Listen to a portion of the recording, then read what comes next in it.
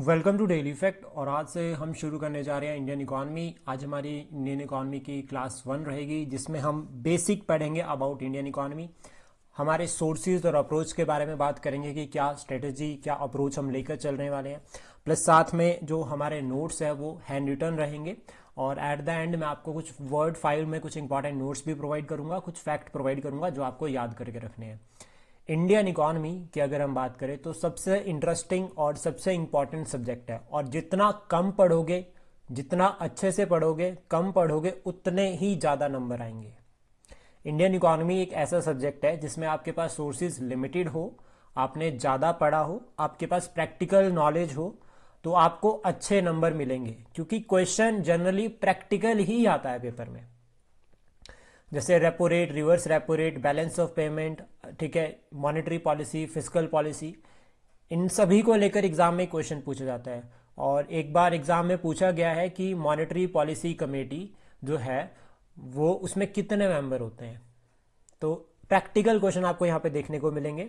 और Indian economy देखो, एक तो होता है इकोनॉमिक्स, हमें इकोनॉमिक्स नहीं पढ़नी है, ठीक है, हमें पीएचडी नहीं करनी, हमें सिर्फ और सिर्फ इकॉनमी पढ़नी है, इंडियन इकॉनमी।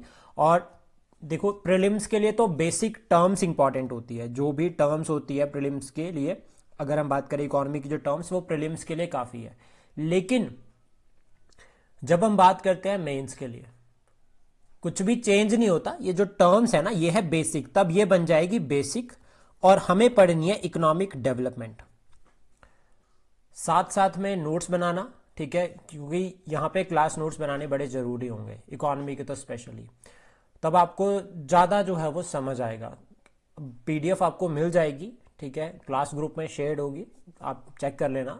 बट लेकिन साथ में नोट्स बनाओगे ना, तो उससे प्रॉफिट होगा कि जो फ्लो चार्ट होंगे वो आपको फिर एट द एंड लास्ट तक हेल्प करेंगे, क्योंकि यहाँ पर सारा काम वही होगा। और कुछ पॉइंट्स हम डेप्थ में भी डिस्कस करेंगे, कुछ फैक्ट भी पढ़ेंगे। और टारगेट यही रहेगा कि 6 to 7 क्लासेस में जितने भी इकॉनमी हमारे लिए जो है वो मेन इंपॉर्टेंट है उसको कवर करें। हमारी जो शुरुआत होगी वो बेसिक इकॉनमी के साथ होगी, कि हमारी जो इकॉनमी है, अर्थव्यवस्था यानी कि भारत की, वो है क्या, वो पहले क्या थी, ब्रिटिशर्स के टाइम पे क्या हुई, और ब्रिटिशर्स के बाद कैसी हुई, और प्रेजेंट टाइम पे कैसी है। तो ये सभी पैरामीटर्स को हम डिस्कस करेंगे। और इसमें जो हम मेन मतलब लाइक जैसा कि करंट बेस्ड अप्रोच के साथ जो हम चलेंगे, ठीक है, उसमें हम इकोनॉमिक डेवलपमेंट की तरफ बात करेंगे। तब हम हर सेक्टर, प्राइमरी, सेकेंडरी, टर्शरी, सभी सेक्टर्स को जो है वो लिंक करेंगे और पूरा प्रॉपर जो है वो एनालाइज करेंगे करंट के साथ, कि अगर सरकार ने आज के टाइम पे इंडस्ट्रीज की तरफ फोकस किया है तो क्यों किया है, क्या कारण है, और डिजिटल इकोनॉमी क्या है। तो इस तरह के जो टॉपिक्स जो करंट में रहते हैं उनको हम यहीं पर कवर करेंगे। इसलिए मैंने पहले आपको 1947 से लेकर जो है वो हमारी 1991, और उसके बाद 1991 से लेकर 204 तक सारा जो है वो कवर करवाया। तो ऑलमोस्ट इकोनॉमिक बैकग्राउंड हमारे माइंड में है कि ब्रिटिशर्स किस तरह की इकोनॉमी को छोड़कर गए थे, या फिर अगर हम बात करें आफ्टर इंडिपेंडेंस हमने क्या स्ट्रेटेजी को फॉलो किया, जैसे कि 5 ईयर प्लान सिस्टम, हमने ग्रीन रेवोल्यूशन कब किया। तो अभी इकोनॉमी में जब हम बात करेंगे इकोनॉमिक डेवलपमेंट पे, जब हम बात करेंगे प्राइमरी सेक्टर की, तो वहां पे ग्रीन रेवोल्यूशन होगा। तो इस तरह से फिर इंटरलिंक हो जाएंगे दोनों के दोनों सब्जेक्ट। प्लस जो इकोनॉमिक सर्वे और बजट है, अब आपको साथ में क्या करना है कि देखो, एचपी का इकोनॉमिक सर्वे बजट की तो 2 क्लासेस हम ऑलरेडी अपलोड कर चुके हैं। आपने क्या करना है कि नेशन वाइड का जो बजट या बजट है उसको थोड़ा पढ़ना शुरू करना। सर्वे को आप छोड़ सकते हैं, लेकिन उसके बजट की कुछ इंपॉर्टेंट टर्म्स वो आपने साथ के साथ में लर्न करनी शुरू करनी है। कोशिश करनी है कि 7 या 8, जब तक भी हमारी जो वो इंडियन इकोनॉमी चलेगी, तब तक हमें इकोनॉमिक सर्वे, बजट और साथ में जो इकोनॉमी के बेसिक टर्म्स है ये सभी कवर करने हैं। अब हम बात करते हैं कि क्या हम सोर्सेज फॉलो कर सकते हैं, ठीक है, और क्या जो है वो आजकल ट्रेंड चल रहा है। तो पहले हिमाचल प्रदेश में इंडियन इकोनॉमी के बेसिक क्वेश्चन आते थे, और 2 या 3 क्वेश्चन आते थे सिर्फ। लेकिन अभी ट्रेंड थोड़ा शिफ्ट हो गया है, अभी आपको थोड़े प्रैक्टिकल क्वेश्चन देखने को मिलेंगे, और उसमें भी अगर हम बात करें तो 5 के अराउंड क्वेश्चंस पहुंच जाते हैं। प्लस अगर हम इसमें हिमाचल प्रदेश का बजट या फिर सर्वे ऐड कर दें, तो फिर ये क्वेश्चन जो है वो 10 तक भी पहुंच जाते हैं। और हम 10 में से कम ज़्यादा नहीं है तो 6 मार्क्स तो लेकर आ सकते हैं, 6 क्वेश्चन हमारे सही हो सकते हैं। तो इसलिए हमें बिल्कुल बेसिक अप्रोच को लेकर चलना है। प्लस साथ में आपको क्या करना है, आपको इंडियन एक्सप्रेस में जो इकोनॉमी, जो बिजनेस वाला जो उनका वो होता है ना, इकोनॉमी वाला पेज होता है, ठीक है, रिगार्डिंग लाइक बैंकिंग, वो सब उसमें मेंशन है, उसको जरूर देखना है और उसमें जो भी टर्म मिलती है उसको नोट डाउन करके रख लो अपने पास। रोज इकोनॉमिक सर्वे, सॉरी आपका जो इंडियन एक्सप्रेस है उसके जो जो उसका इकोनॉमी वाला सेक्शन है उसको जरूर देखना और उसकी टर्म को जरूर जो है वो अपने माइंड में रखना, क्योंकि आपको क्वेश्चन बन सकता है। जैसे फॉर एग्जांपल सेबी न्यूज़ में चल रहा है, तो सेबी के रिगार्डिंग आपके पास फिर प्रॉपर जो है वो एक टॉपिक आपको मिल गया, आपके पास प्रॉपर कंटेंट होना चाहिए। तो इस तरह से ध्यान में रखना। जैसे रेपो रेट की अगर हम बात करें तो अभी पहले 6.50 था, काफ़ी टाइम से चेंज नहीं किया था, इस बार चेंज किया गया, तो इस बार 0.25 जो है वो बेस पेयर्स जो है वो चेंज किया, तो अभी प्रेजेंट टाइम पे कितना है 6.25। तो इस तरह से आपको याद करके जो है वो रखना पड़ेगा। फिर आपको ये टर्म्स ना आप एज एन एग्जाम्पल भी जो है वो अपने आंसर में जो है वो लिख सकते हैं। सोर्सेज में अगर हम बात करें तो देखो सबसे पहले तो एनसीईआरटी पढ़नी जरूरी है, और अब आप लोग भी ये टारगेट सेट कर दो कि साथ साथ में आपको एनसीईआरटी कौन सी पढ़नी है, 12th क्लास की जो मैक्रो एनसीईआरटी है, ठीक है, मैक्रो लेवल पर उसको पढ़ना शुरू कर दो। उसके जो चैप्टर्स है आपको समझ आते हैं, ठीक है, थोड़ा उनको पढ़ना शुरू करो, बेसिक है बिल्कुल वो, और शुरुआत कर दो उसके पढ़ने की, और तकरीबन टारगेट करना कि 2 या 3 दिन में उसको जो है वो कवर करना है, इससे ज्यादा टाइम नहीं देना। एक बार पढ़ लो, नोट्स मत बनाना शुरू में, जस्ट बेसिक अंडरस्टैंडिंग करना, ताकि आपके माइंड में एक फ्रेमवर्क बन जाए कि हाँ मैक्रो इकोनॉमिक्स होती क्या है और इसमें क्या क्या जो है वो टर्म्स है। सिर्फ टर्म्स है समझना, बाकी सब डिटेल में हम पढ़ेंगे क्लास में कि कैसे जो है वो लिंक कर रही है कौन सी टर्म, और किस टर्म का क्या जो है वो हमारे लिए जो है वो इंपॉर्टेंस है। देन उसके बाद स्टैंडर्ड बुक्स। अब ये स्टैंडर्ड बुक्स जो है वो जनरली 2 बुक्स है, एक रमेश सिंह और एक है संजीव वर्मा। रमेश सिंह और संजीव वर्मा दोनों बहुत अच्छी बुक्स है, नो डाउट, दोनों बहुत अच्छी बुक्स है।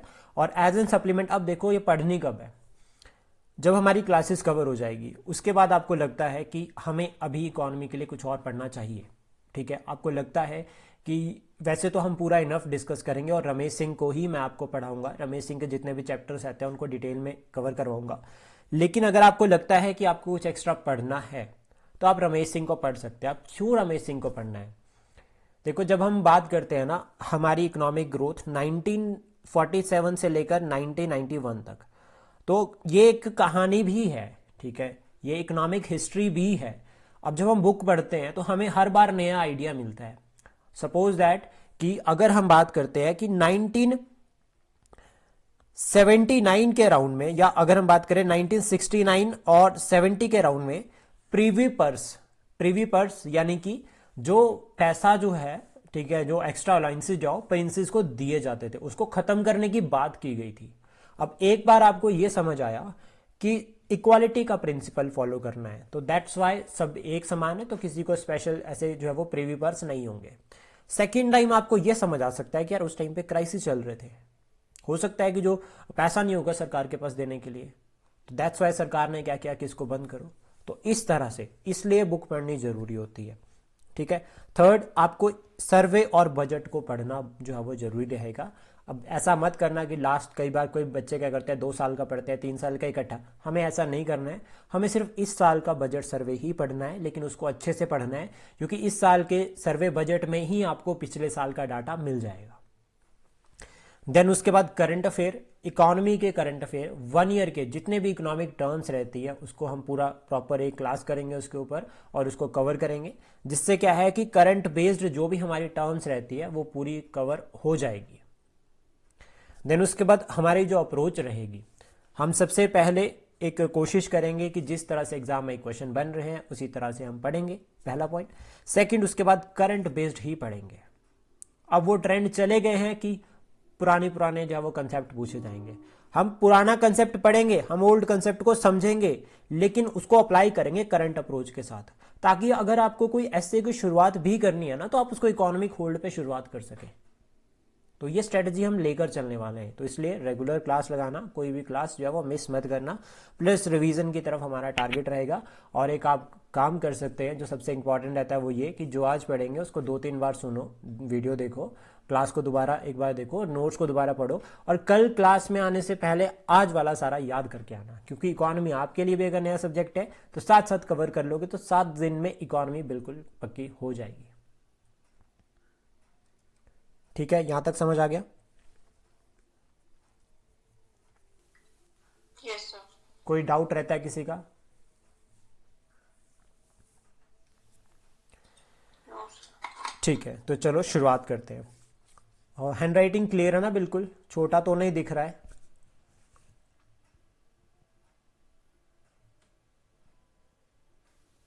ठीक है सर, जूम ओके हो रहा है।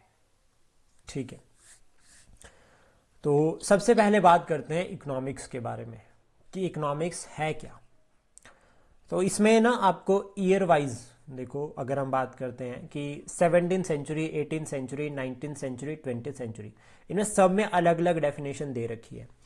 जब राजा लोग होते थे, यानी कि मोनार्क सिस्टम अभी भी बहुत सारे देशों में है, तो वहां पे माना जाता था कि जिसके पास ज्यादा वेल्थ है ना, चलती उसकी थी, एट द एंड चलेगी किसकी? राजा की। तो उस टाइम पे ये कहा जाता था कि इकोनॉमिक्स जो है वो साइंस ऑफ वेल्थ है। पहला पॉइंट ये बना। फिर उसके बाद राजा को लगा कि यार नहीं, मेरा अकेले का अगर वेलफेयर होगा तो मेरा तो राज्य रहेगा ही नहीं। तो उसने कहा कि मतलब तब क्या इकोनॉमी की डेफिनेशन बनी कि science of welfare of the society. देखो पहली डेफिनेशन क्या बनी? Economics is the science of wealth. जब एक खाली राजा अपने, ठीक है, देख रहा है कि मैं समृद्ध हो रहा हूं, मेरे पास जो है वो अलॉट ऑफ ट्रेजरी है, मेरे पास पैसा है, मेरे पास एवरीथिंग है, that is science of wealth उसके लिए। लेकिन जब उसको पता चला कि मेरे पास ही है, मेरी प्रजा तो गरीब है, तो फिर यहां से डेफिनेशन चेंज होती है, science of welfare of the society. अब यहां पर एक वर्ड आ गया, वेलफेयर।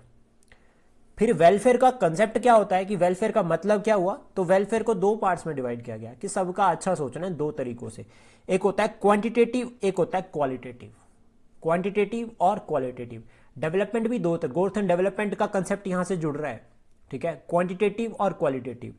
क्वांटिटी मतलब जब हम बात करें किसी क्वांटिटी की, लाइक जैसे goods and services, per capita income, ठीक है, ये जो है वो आपके क्वांटिटेटिव हुए, मतलब इनकी क्वांटिटी है। ठीक है, जैसे गुड्स की अगर हम बात करें ना कि हम जो है वो कुछ सामान खरीद के लेकर आ गए, तो उसमें क्वांटिटी है कि इतना लेकर आए हैं।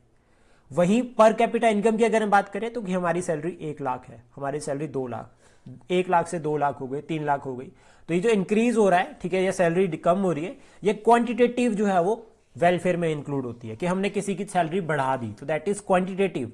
क्वालिटेटिव जब हमने कहा कि हमने जो है वो एक शांतिपूर्ण लाइफ जी रहे हैं, ठीक है, लिविंग इन पीस, शांतिपूर्ण, ठीक है, हम कह रहे हैं कि जो लेजर हम इंजॉय कर रहे हैं, ठीक है, या फिर अगर हम बात करें कि हम नॉलेज एक्वायर कर रहे हैं, जैसे हम जो पढ़ रहे हैं, तो that is qualitative welfare.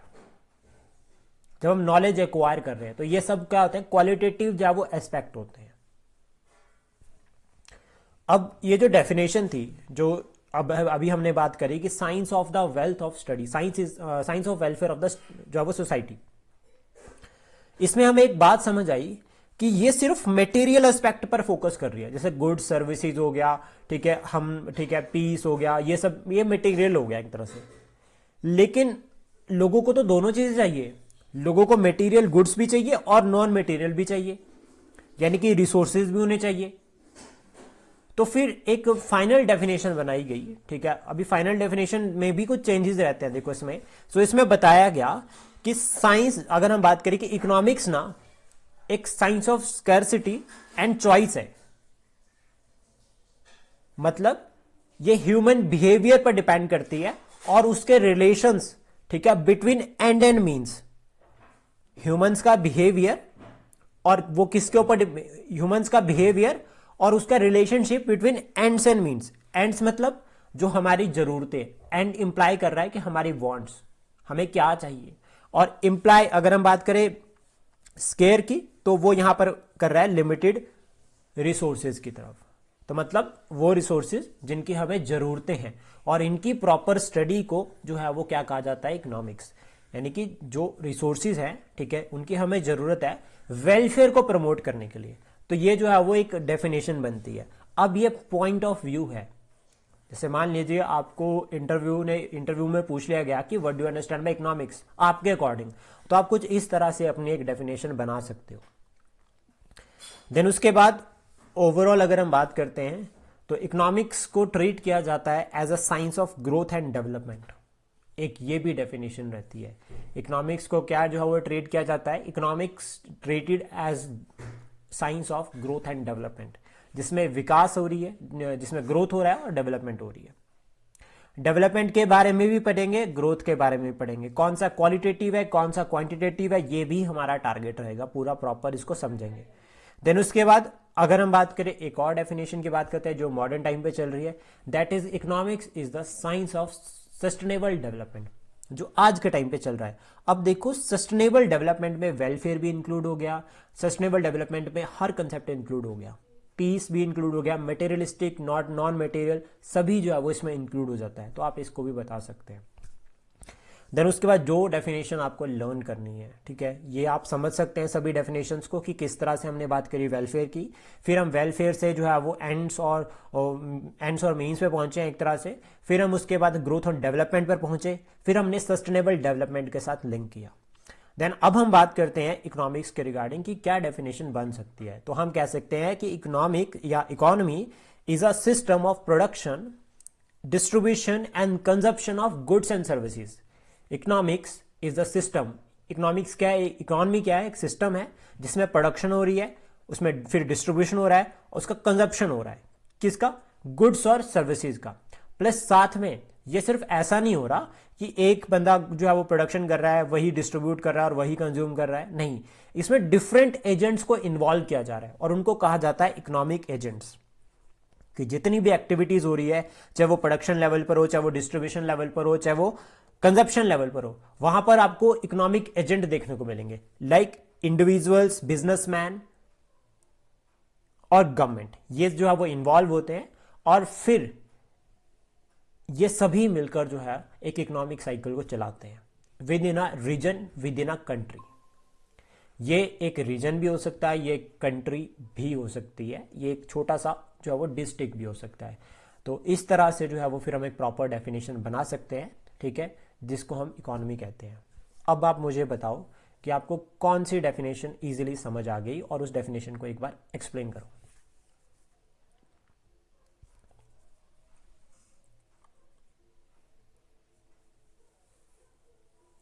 Jyoti ma'am आप बताओ।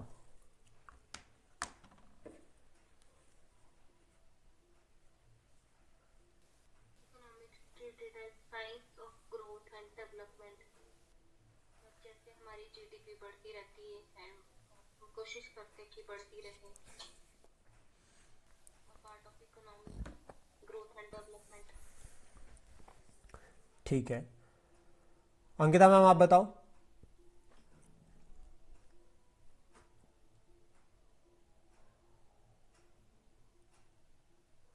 सर जो मॉडर्न टाइम पे इकोनॉमी की डेफिनेशन इससे साइंस फॉर सस्टेनेबल डेवलपमेंट कि जो इकोनॉमी जो ग्रोथ कर रही है वो सस्टेनेबल वे में करेगी ताकि वो सारे सेक्टर का इक्वल ग्रोथ हो। ओके, पारुल मैम आप बताओ। सर लास्ट वाली जो economy is a system of production, distribution and consumption वाली है। किस तरह से, मतलब एक्सप्लेन करो ना इसको थोड़ा। कि सर मतलब जो भी इकोनॉमी के जितने भी सेक्टर्स है वो सब आपस में लिंक्ड है, चाहे वो प्राइमरी है, सेकेंडरी है, टर्जरी है, उनका अपने अपने में इकोनॉमी में बहुत ज़्यादा एक रोल है। एक मतलब एक प्रोड्यूस करता है डिस्ट्रीब्यूशन में और कंजम्पशन में भी। कंज्यूमर्स तो सर हम लोग ही होते हैं इनडायरेक्ट वे में। नहीं, हम भी हो सकते हैं और जो प्रोडक्शन कर रहा है वो भी कंज्यूमर हो सकता है, क्योंकि एट द एंड उसको भी तो वो प्रोडक्ट यूज करना ही पड़ेगा ना, क्योंकि कोई भी इंसान अगर कोई प्रोडक्शन किसी भी काम करना शुरू करता है तो वो पहली उसकी जरूरत रहती है। हाँ ठीक है, तो ओवरऑल हम कह सकते हैं कि इकोनॉमी इज अ सिस्टम, ठीक है, जहां पर हम प्रोडक्शन की बात कर रहे हैं, जहां पर हम डिस्ट्रीब्यूशन की बात कर रहे हैं, जहां पर हम कंजप्शन की बात कर रहे हैं गुड्स और सर्विसेज के। प्लस साथ में यहाँ पर सिर्फ एक अकेला पर्सन नहीं होगा, यहाँ पर इकोनॉमिक एजेंट्स होंगे, जिसमें एक इंडिविजुअल्स भी हो सकते हैं, जिसमें बिजनेसमैन भी हो सकता है, जिसमें सरकार भी हो सकती है। अब बस कुछ नहीं है इकोनॉमी, इंडिविजुअल लेवल पर क्या रोल रहता है, बिजनेस लेवल पर क्या रोल रहता है और गवर्नमेंट का क्या। जहां हम गवर्नमेंट की बात करते हैं ना तो वहां पर हो जाता है पब्लिक सेक्टर। जहां पर हम एक बिजनेसमैन की बात करते हैं वहां पर हम चल जाते हैं इंडिविजुअल सेक्टर पे, और जहां पर बिजनेस की बात हो रही है वहां पर हम चल जाते हैं प्राइवेट, ठीक है, और जहां पर हम इंडिविजुअल की बात करते हैं ना वहां पर पहुंच जाते हैं कंजप्शन पे। और आजकल जो इंडिविजुअल्स है ना उनको एंटरप्रेन्योर भी कहते हैं, कि वो उनका अपना स्टार्टअप चल रहा है। तो अब जब हम इन तीनों को एक साथ लेकर चल रहे हैं, इंडिविजुअल, बिजनेस यानी कि पब्लिक प्राइवेट, तो हम इसको कहते हैं मिक्स मॉडल। तो हम इसको कहते हैं mix model of the economy, ठीक है। इकोनॉमी दो तरह की होती है, एक होती है मैक्रो और दूसरी होती है माइक्रो। मैक्रो जब हम बात कर रहे हैं बड़े लेवल पर यानी कि नेशन या स्टेट लेवल पर, और माइक्रो जब हम एक हाउस होल्ड लेवल पर बात कर रहे हैं।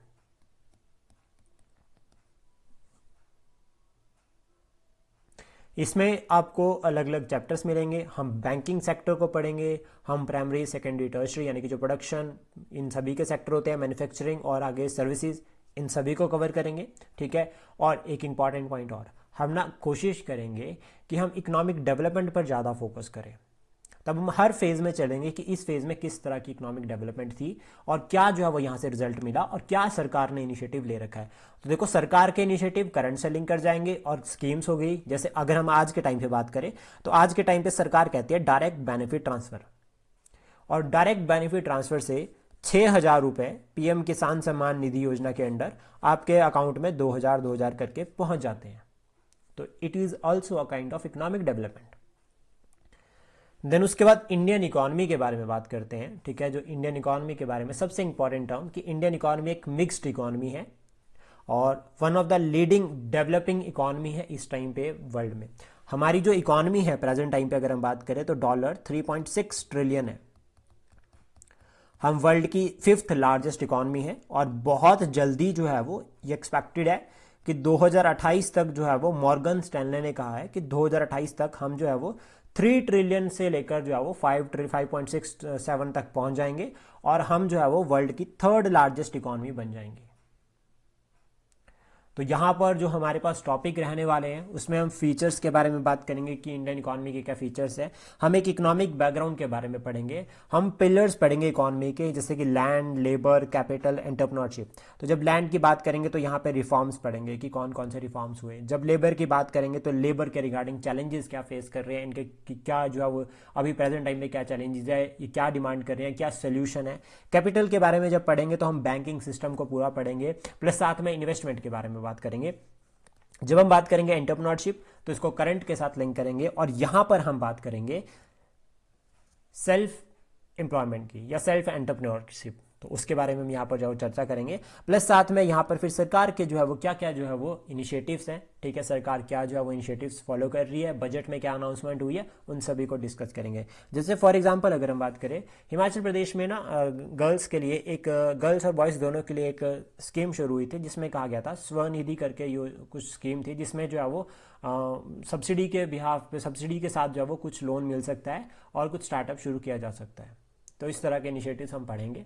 और एक काम आप कर सकते हैं कि हिमाचल सेंट्रिक एग्जाम्पल्स को अपने पास कलेक्ट करके अभी से रखना शुरू कर दो, पेपर में काम आएंगे लिखने के। देन उसके बाद हम पढ़ेंगे economy in ancient India, medieval India, modern India. तो देखो, जो हमने पहले पढ़ा था अभी हम उसको रिवाइज करेंगे साथ साथ में ही। तो देखो, जब हम हिस्ट्री के पोर्शन में जो हम कवर कर चुके हैं उसको साथ में कवर करेंगे। देन मॉडर्न इंडिया में हम ब्रिटिशर्स से पहले कैसी इकोनॉमी थी, ब्रिटिशर्स के टाइम पे कैसी इकोनॉमी और आफ्टर ब्रिटिश कैसी इकोनॉमी रही, ये पढ़ेंगे। जिसमें हमारी 2 फेज रहती है, 1947 से लेकर 1991, 1991 से लेकर 2024। यहाँ पर बीच में एलपीजी रिफॉर्म्स आते हैं। तो एक एलपीजी रिफॉर्म्स ये हो गए और दूसरा यहाँ पर 1000 BCE डिस्कवरी ऑफ आयरन। ये 2 टर्निंग पॉइंट है हमारी इकोनॉमिक हिस्ट्री के। देन उसके बाद इंडियन इकोनॉमी में हम उसको लिंक करेंगे वर्ल्ड के साथ, जैसे कि पॉपुलेशन एक सबसे इंपॉर्टेंट एस्पेक्ट रहता है कि हमारी पॉपुलेशन किस तरह से ग्रो कर रही है, कौन सी फेज में सबसे ज़्यादा ग्रो करी थी और अभी प्रेजेंट टाइम पे क्या कंडीशन है। देन उसके बाद हमारे पास क्या क्या अपॉर्चुनिटीज़ है जब हम बात करते हैं वर्ल्ड लेवल की। जैसे हम एक छोटा सा एग्जांपल लेते हैं कि हमारे पास एक्सपोर्ट के रिगार्डिंग अच्छी अपॉर्चुनिटी है कि जो वेस्टर्न नेशंस है, जो यूरोप हो गया या अदर वेस्टर्न नेशंस हो गए, उनके साथ हमारा ट्रेड सरप्लस है अच्छा, ठीक है। सेंट्रल एशियन नेशंस की अगर हम बात करें तो वहाँ पर हमारा ट्रेड डेफिसिट चल रहा है। तो इस तरह से हम कवर करेंगे। फिर गवर्नमेंट इनिशिएटिव्स को यहाँ पर देखेंगे, चैलेंजेस क्या क्या है, जैसे अगर हम बात करें कि डंपिंग पॉलिसी ऑफ चाइना या बेल्ट एंड रोड इनिशिएटिव या चाइना का एक्सपेंशन जो है वो इंडियन ओशन में हो रहा है, या फिर ट्रेड वॉर, ठीक है, या फिर जो अभी रेसिप्रोकल टैरिफ की बात करी है प्रेसिडेंट ऑफ यूएसए ने, तो उस तरह के टर्म्स को हम लिंक करेंगे। और देखो ये बिल्कुल करंट के चैलेंजेस हैं, ठीक है। ऑयल स्पेल्स हो रहे हैं, ठीक है, अभी सुइज कनाल के टाइम पे बात करें तो वहाँ पे क्राइसिस आ गए थे, ऑयल क्राइसिस चल रहे हैं, गल्फ वॉर या फिर रशिया यूक्रेन वॉर, उसकी वजह से भी काफ़ी इम्पैक्ट पड़ रहा है। तो ये सभी हम डिस्कस करेंगे चैलेंजेस में, और उसके बाद फिर हमारी परफॉर्मेंस भी देखेंगे और सोल्यूशन भी ढूंढेंगे कि क्या सोल्यूशन रह सकते हैं। परफॉर्मेंस इन द सेंस कि इकोनॉमी में जो है वो क्या जो है वो परफॉर्मेंस है, लाइक कोई कोई जैसे वर्ल्ड बैंक ने कहा कि भारत इतना ग्रो करेगा, ये सभी जो है वो हमारा टारगेट रहेगा। देन उसके बाद शुरू करते हैं, और सबसे पहले हम बात करेंगे important character sketches of the Indian economy. तो इंडियन इकोनॉमी अगर हम बात करें, एक एग्रीकल्चर बेस्ड इकोनॉमी है, यानी कि एग्रीकल्चरल इकोनॉमी है, और 58% अराउंड, अब देखो क्या है, आपको एग्जैक्ट नहीं पता तो आप अराउंड में लिख सकते हैं कि अराउंड 58% जो है वो पॉपुलेशन जो है वो हमारी एग्रीकल्चरल एक्टिविटीज के ऊपर डिपेंड है। क्यों डिपेंड है? टू परस्यू देयर लाइवलीहुड, अपनी लाइवलीहुड के लिए, उनको जीवन यापन करने के लिए जो है वो 58% पॉपुलेशन एग्रीकल्चरल एक्टिविटीज के ऊपर डिपेंड है। अब यहां पर आप स्टेट स्पेसिफिक भी साथ में याद करो, तो देखो स्टेट की इकोनॉमी में भी कुछ नहीं रहता है, यही टर्म आएगी, लेकिन बस यहां पर स्टेट का डाटा ऐड होगा। तो एचपी का डाटा या कोई और स्टेट है उसका डाटा आपको यहां पे ऐड करना पड़ेगा। जीडीपी कंट्रीब्यूशन कितना है? बिलो 20%। ये हमारे लिए चैलेंजिंग है। एग्रीकल्चरल सेक्टर में डिपेंडेंस 58% की है, लेकिन जीडीपी में शेयर एग्रीकल्चर सेक्टर का 20%। वहीं स्टेट लेवल पर भी सिमिलर चैलेंज है, डिपेंडेंस ज्यादा है लेकिन शेयर कम। फिर उसके बाद हमारे पास जो है वो लो पर कैपिटा इनकम है। लो पर कैपिटा इनकम क्या होती है अगर हम बात करें तो इसको कैलकुलेट किया जाता है, ये एक रेशो होती है नेशनल इनकम ओवर पॉपुलेशन। हमारी जो नेशनल इनकम है, जैसे मान लीजिए हमारी नेशनल इनकम हो गई 1 करोड़ फॉर एग्जाम्पल समझ रहे हैं, तो टोटल पॉपुलेशन होगी हमारी 10 लाख, तो 10 लाख इनकी जो रेशो आएगी ना, that is your per capita income. और पर कैपिटा इनकम ना हमें एक आइडिया देती है, एक एवरेज इनकम के बारे में बताती है एक इंडियन सिटीजन की पूरे साल में कितनी है। जैसे मान लीजिए हम कहते हैं ना कि 7 लाख पर ईयर, ठीक है, पर एनुअन, तो वो जो 7 लाख पर एनुअन जो बात हो रही है that is per capita income. और ऑलमोस्ट अगर हम बात करें 2022-23 में जो हमारी पर कैपिटा इनकम थी वो 98,000 के अराउंड थी, 98,374, और ये चाइना से 1.5 टाइम्स कम है। तो कंपेयर हम चाइना के साथ कर रहे हैं, हम पाकिस्तान के साथ कंपेयर नहीं करेंगे यहाँ पे, हम यहाँ कंपेयर करेंगे यूएस और चाइना के साथ।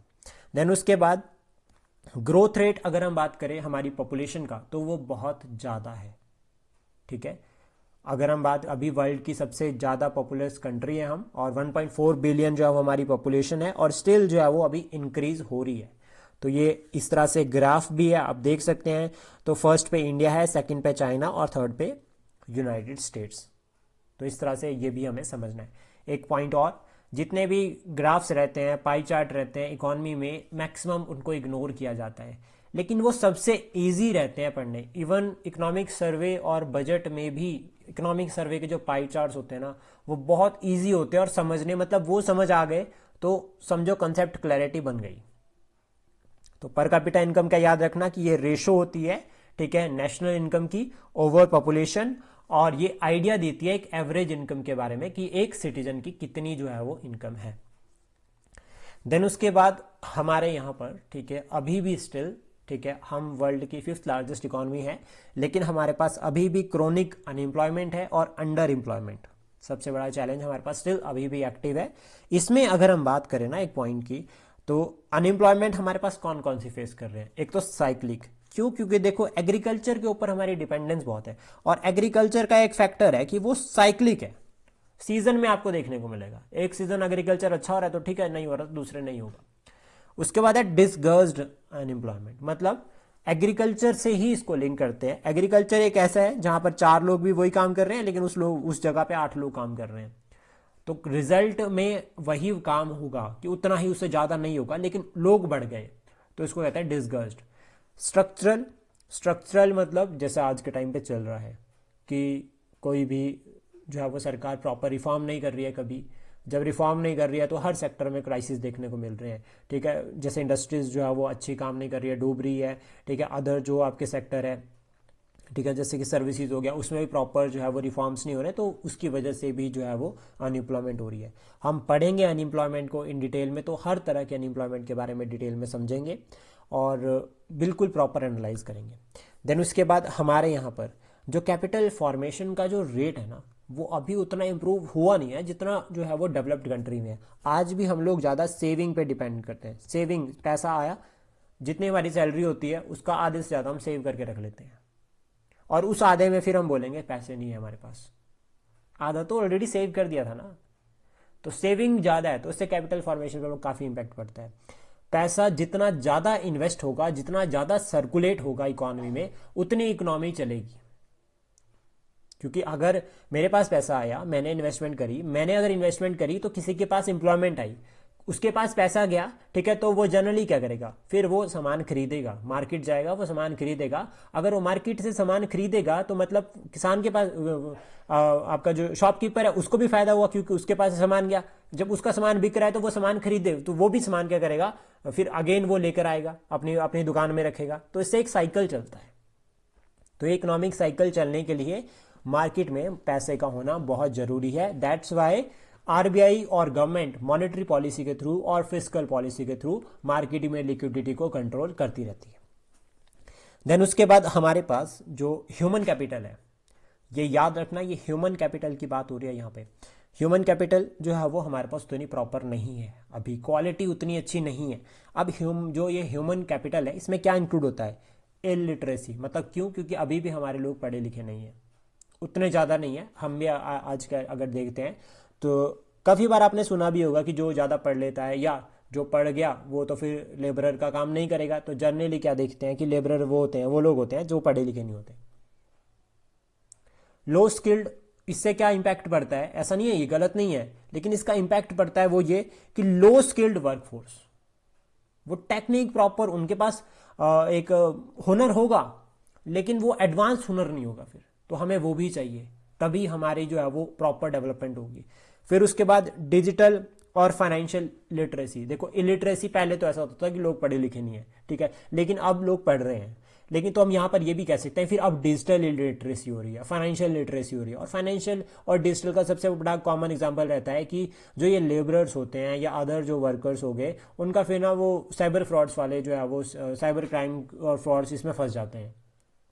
तो ये हमारे पास चैलेंज बना हुआ है। तो ये भी एक जो है वो हमारे पास क्या हम फीचर की तरह ऐड कर सकते हैं कि poor quality of human capital है हमारे पास अभी। देन उसके बाद इनक्वालिटी इन वेल्थ डिस्ट्रीब्यूशन या distribution of wealth. 1% population India की होल्ड कर रही है 40% ऑफ इंडियाज वेल्थ। बाकी सबके पास, बाकी सब लोग जो हैं वो, बाकी 99% जो है वो 60% में जिंदा है, उनके पास 60% आता है। तो जो 40% ऑफ इंडिया की वेल्थ है ना, वो 1% लोगों के कंट्रोल में है। डेवलपिंग इकोनॉमी है भारत एक, जिसमें हम मिक्स्ड मॉडल को फॉलो करते हैं, पब्लिक प्लस प्राइवेट पार्टनरशिप। तो ये फीचर्स हैं जो आपको याद करके रखने हैं। देन उसके बाद हमारे पास रिसोर्सेज लिमिटेड है और टेक्नोलॉजी भी हमारे पास उतनी एडवांस नहीं, अभी हो रही है टेक्नोलॉजी एडवांस, लेकिन स्टिल अभी हम चल रहे हैं। अभी अगर आप देखोगे तो कहीं पर तो 2G भी नहीं चलता और हम 5G तक पहुंच गए हैं। 5G 6G की बात कर रहे हैं, कहीं पर 2G भी नहीं चलता, और 5G आया तब से तो नेट चलना भी कम हो गया। तो ये सभी चैलेंजेस हम फेस कर रहे हैं। और लिमिटेड रिसोर्सेज की अगर हम बात करें तो कोल के लिए अभी भी हम गल्फ नेशंस के ऊपर डिपेंड है। फॉर एग्जाम्पल यूरेनियम जो है वो सेंट्रल एशियन नेशन से आ रहा है, उज्बेकिस्तान के साथ हमने यूरेनियम को लेकर डील की। और यूरेनियम की अगर हम बात करें तो न्यूक्लियर एनर्जी के लिए बहुत इंपॉर्टेंट है। तो अगर हम बात करते हैं कि हमारे पास 160 जो है वो न्यूक्लियर रिएक्टर्स हैं, न्यूक्लियर जो है वो हमारे पास जो है वो बॉम्ब है 160, तो पाकिस्तान के पास 165 है, क्योंकि उनके पास कुछ न्यूक्लियर ज़्यादा है, यूरेनियम ज़्यादा है हमारे से। पहला पॉइंट तो ये हो गया। सेकंड, उसके बाद अगर हम बात करें कि जो हमारे पास यूरेनियम है उसको हम न्यूक्लियर्स के लिए यूज़ कर रहे हैं, लेकिन सिविलियन पर्पज़ के लिए हमें फिर लेना पड़ता है। तो न्यूक्लियर डील हमने यूएस के साथ करी है, हमने अदर नेशंस के साथ भी। तो ये अब आपको करंट से लिंक हो गया। फिर उसके बाद हमारे पास जो है वो एक पार्टिसिपेटरी और कम्पिटिटिव इकोनॉमी है, ये हम डाल सकते हैं क्योंकि हम जो है वो अपनी इकोनॉमी को एक प्रिंसिपल पर लेकर चल रहे हैं, दैट इज सेल्फ रिलायंस। आत्मनिर्भर भारत अभियान जो हमारा आजकल इनिशिएटिव है कि हमें जो है वो 2047 तक एक डेवलप्ड कंट्री बनना है। तो यहां से ना अब आपके लिए एक छोटा सा क्वेश्चन है कि जो ये 2047 का हमारा जो विजन है ना डेवलप्ड कंट्री का, तो आप डेवलप्ड नेशन से क्या समझते हो? What do you understand by developed nation? उसमें क्या क्या फीचर्स होते हैं, ठीक है, ये आपको जो है वो लिखना है, और लिखना है आपको 120 वर्ड्स में। 120 नहीं, 150 वर्ड्स में लिखो उसको। तो एक डेवलप्ड इंडिया है क्या एक्चुअल में, उसके बारे में आपको जो है वो 150 वर्ड्स में जो है वो लिखना है। देन उसके बाद इंडियन इकोनॉमी के बारे में बात करें अगर, तो 3 पार्ट्स में डिवाइड करते हैं इसको, एंशिएंट, मेडिवल और मॉडर्न, ठीक है। एंशिएंट की अगर हम बात करें तो सबसे पहले बात करते हैं इंडस वैली सिविलाइजेशन के बारे में, जहां पर फर्स्ट अर्बनाइजेशन को देखा गया था। फर्स्ट अर्बनाइजेशन, यहां पर जो सिस्टम था वो इलेक्टेड था। पॉलिटी की अगर हम बात करें तो उसके पॉइंट ऑफ व्यू से अगर हम देखते हैं तो यहाँ पर जो है वो जनरली जो हायर सेक्शन था वो रूल करता था। जो आपकी पूरी की पूरी सिविलाइजेशन थी वो 2 पार्ट्स में डिवाइड थी, एक कॉमन टाउन और दूसरा सिटाडेल। जो सिटाडेल में जो लोग रहते थे, ऐसा एक्सपेक्टेड है कि वो जो है वो पूरी जो है वो सारा का सारा इकोनॉमी, पॉलिटी, इन सभी के ऊपर उनका कंट्रोल होता था। ट्रेड एंड कॉमर्स यहाँ पर था। इंटरनल और एक्सटर्नल दोनों ट्रेड होती थी। एक्सटर्नल जैसे कि मेसोपोटामिया के साथ ट्रेड हो रही है, चाइनीज सिविलाइजेशन के साथ ट्रेड हो रही है, और इंटरनल भी जो है वो ट्रेड जो है वो एविडेंसेस यहाँ पर देखे जाते हैं। देन उसके बाद यहाँ पर प्रॉपर वेट एंड मेजर्स आपको देखने को मिलते हैं। अर्बन सेंटर्स यहाँ पर जो है वो देखने को मिलते हैं, और एग्रीकल्चर जो है वो सिटी के बाहर था। तो दैट मीन्स सिटी क्या थी, लोग जो है वो शहरों में आते थे सामान बेचने के लिए, लेकिन सामान जो है वो बाहर से ही आता था। उसके बाद अर्बन पॉपुलेशन थी। तो इससे हमें ये क्लियर होता है कि जो इंडस वैली सिविलाइजेशन है उसकी जो अर्थव्यवस्था थी, उसकी जो इकोनॉमी थी वो पूरी की पूरी अर्बनाइज्ड थी। तो हो सकता है कि वहाँ पे दुकानें हो अच्छी, वहाँ पे जो है वो ट्रेड एंड कॉमर्स के लिए बड़े बड़े सेंटर्स हो। तो ये जो है वो हमें पता चलता है। इवन अगर हम बात करें कालीबंगन, कालीबंगन ठीक है, बैंगल्स बनाई जाती थी, तो मतलब इंडस्ट्रियल रीजन भी था। तो इंडस्ट्रियल रीजन आज के टाइम पे अगर हम बात करें तो वो अर्बनाइज्ड ही होता है। देन उसका वैदिक में अगर हम बात करें तो वैदिक में हमारी जो इकोनॉमी है वो 2 पार्ट्स में डिवाइड होती है, ठीक है, एक अर्ली वैद और अर्ली वैदिक एज और लेटर वैदिक एज। तो हम यहाँ पर जो पूरा वैदिक को कंसिडर करते हैं, तो जो अर्ली वैदिक था ना, वहां पर हमने बात करी थी पास्टोरल इकोनॉमी की, वहां पे काउ जो है वो सब कुछ है, पूरी इकोनॉमी काउ के अराउंड घूम रही है। वहीं लेटर वैदिक एज में बात करें तो एग्रीकल्चर शुरू हो गया था। क्यों? क्योंकि 1000 BCE में जो है वो आयरन की डिस्कवरी हो गई थी। लोहे की खोज के बाद एग्रीकल्चर करना इजी हो गया। तो दैट्स वाई यहां पर बाद में कहा जाता है कि अगेरियन इकोनॉमी। लेकिन फिर भी ऐसा नहीं है कि एकदम से एग्रीकल्चर शुरू हो गया, वो ट्रांसफॉर्मेशन धीरे धीरे धीरे हुई। तो एग्रेरियन प्लस पास्टोरल इकोनॉमी वैदिक कल्चर में देखी जाती है, जिसमें बार्टर सिस्टम था। बार्टर सिस्टम मतलब कि अगर मेरे पास मेरे पास जो है वो चावल है और मुझे आटा भी चाहिए, तो किसी को जो है वो चावल चाहिए और मुझे आटा चाहिए, तो हम एक्सचेंज कर लेंगे। जितना सरप्लस मेरे पास है मैं उसको दे दूंगा, जितना सरप्लस उसके पास है वो उतना मुझे दे देगा। That is barter system. Plus community land ownership थी। पर्सनल प्रॉपर्टी का कंसेप्ट नहीं था, जो है सब समाज का है, जो है सब कुछ। जैसे अर्ली वैदिक एज में बात करें तो यहाँ पे जब जो है सब कुछ है सोसाइटी का है, यानी कि जो लोग है पब्लिक उसका है। लेकिन लेटर वैदिक एज में फिर क्या होता है, यहाँ पे जो है वो राजा लोग शुरू हो जाते हैं। टैक्स सिस्टम इकोनॉमी का सबसे इंपॉर्टेंट पार्ट होता है। तो टैक्स सिस्टम जो है अगर हम बात करें अर्ली वैदिक एज में, अर्ली वैदिक एज में टैक्स सिस्टम वॉलेंट्री था। आपकी जितनी इच्छा है उतना दे दो। That means it is a kind of a Bali system, कि आपको जितना सही लगता है आप उतना दे सकते हो। लेकिन लेटर वैदिक एज में टैक्स स्ट्रक्चर बन गया था। तो हम ये बता सकते हैं कि जो वैदिक कल्चर है, वैदिक कल्चर में इकोनॉमी में टैक्स सिस्टम इवॉल्व हो गया था। बाद में फिर टैक्स लगाना शुरू कर दिया था। और यहाँ से हमें ये भी क्लियर होता है कि हमारी जो इकोनॉमी थी वो सेल्फ सफिशिएंट थी, क्योंकि वैदिक एज में एक्सटर्नल ट्रेड कम देखी गई है, इंटरनल ज्यादा है। तो इससे हमें ये क्लियर होता है कि लिमिटेड ट्रेड लोग अपना जितना उनको ज़रूरत होती थी उतना ही प्रोड्यूस करते थे और उसमें ही जो है उनका रहन बसेरा होता था पूरा। फिर उसके बाद आती है phase of Mahajanapada 6th century BCE। इसको सेकेंड अर्बनाइजेशन कहते हैं। ये जो सेकेंड अर्बनाइजेशन है ये गंगा और उसके ट्रिब्यूटरीज के अराउंड में हुई है। यहाँ पर ट्रेड एंड कॉमर्स का एक्सपेंशन हुआ, इंटरनल और एक्सटर्नल बोथ। लेकिन यहाँ पर जो इकोनॉमी थी ना वो एग्रीकल्चर के ऊपर डिपेंड थी, मतलब यहाँ के जो लोग थे वो ज़्यादा एग्रीकल्चर करते थे। क्यों? क्योंकि आपको यहाँ पर दिखेंगे गंगा के फर्टाइल प्लेन्स, और फर्टाइल प्लेन्स में एग्रीकल्चर बहुत अच्छा हो सकता है। तो फिर यहाँ पर भी जो है वो सेंटर बने इस एग्रीकल्चर के बिहाफ पे, छोटे छोटे नगर हमें देखने को मिलते हैं। देन उसके बाद अगर हम बात करें गुप्ताज के टाइम पे मौर्य। हाँ जी सर, से जो वैदिक पीरियड में जो टैक्सेशन वाला पॉइंट था उसको एक बार रिपीट कर दोगे?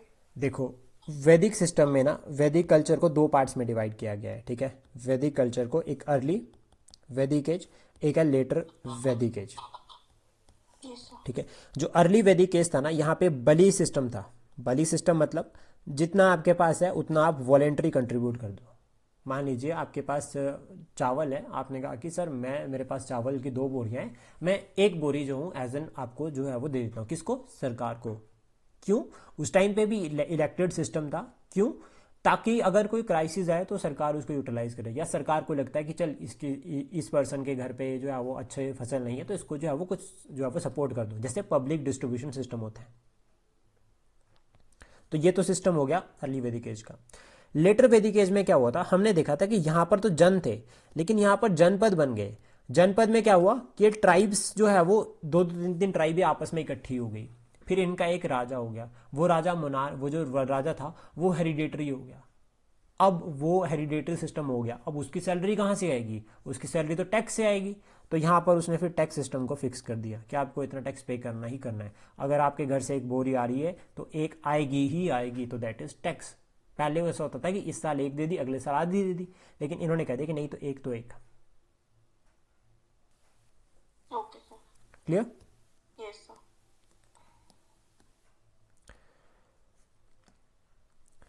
देन हम बात करते हैं गुप्ताज के टाइम पे। मौर्याज के टाइम पे सिमिलर वैसी इकोनॉमी चलती है, कुछ चेंज नहीं है। बस याद रखना कि अर्थशास्त्र जो लिखा है चाणक्य ने वो इकोनॉमी वाला नहीं है, वो पॉलिटी वाला है। देन उसके बाद गुप्ताज के बारे में अगर हम बात करें तो इसको कहा जाता है गोल्डन एज, ठीक है। गोल्डन एज क्यों कहा जाता है? क्योंकि यहाँ पे एग्रीकल्चरल इकोनॉमी थी, लोग एग्रीकल्चर के ऊपर ज़्यादा डिपेंड थे। तो यहाँ से जो एग्रीकल्चर पे डिपेंड होना शुरू हुए ना लोग, बस वो आगे तक चलते रहेंगे, वो रुकेंगे नहीं, वो अभी भी नहीं रुके हैं, ठीक है। अभी भी हमारी एग्रीकल्चर के ऊपर डिपेंडेंस 58% है। फिर यहाँ पर ट्रेड एंड कॉमर्स फ्लोरिश होता है, ठीक है, और क्राफ्ट प्रोडक्शन। एग्रीकल्चर के साथ साथ ना इंडस्ट्री भी हुई है। हमें पता चला कि एग्रीकल्चर से कुछ प्रोडक्ट्स बने, वो as an raw material manufacturing sector यानी कि सेकेंडरी सेक्टर के लिए काम आ सकते हैं, और फिर फिनिश्ड गुड्स भी बनाए जा सकते हैं फाइनल। तो फिर एक इकोनॉमिक साइकिल जो है वो प्रॉपर चलना शुरू हो जाता है, इसलिए गोल्डन एज कहते हैं। एग्रीकल्चर की अगर हम बात करें तो Bareilly, wheat, paddy, pulses, vegetables, ये तो हो गए फूड क्रॉप्स जो ग्रो की जाती थी। कैश क्रॉप्स भी थी यहाँ पे, कॉटन और शुगर केन। अब शुगर केन से चीनी भी बन रही है, बाद में तो शराब भी बन रही थी, ठीक है। कॉटन से अगर हम बात करें, अब कॉटन अकेले तो ऐसा नहीं है ना कि बस सीधा अगर कैश क्रॉप है तो बस फील्ड में ग्रो कर दी और बस बात खत्म। वो स्वेटर तो तभी बनेगी ना जब वो इंडस्ट्री में जाएगी, ठीक है। प्रॉपर रॉ मटेरियल को जो है वो अच्छे से सेग्रेट किया जाएगा, इम्प्योरिटीज़ को उसमें से अलग किया जाएगा, रिफाइन किया जाएगा। तो इससे क्या होगा कि हर सेक्टर की ग्रोथ जो है वो होनी शुरू हुई। प्लस गुप्ता पे टाइम में एक ना ग्रिड सिस्टम था, GUILD। ये सिस्टम क्या है? अगर हम आज के टाइम पे बात करें, जैसे इंडस्ट्रियल एसोसिएशन होती है ना,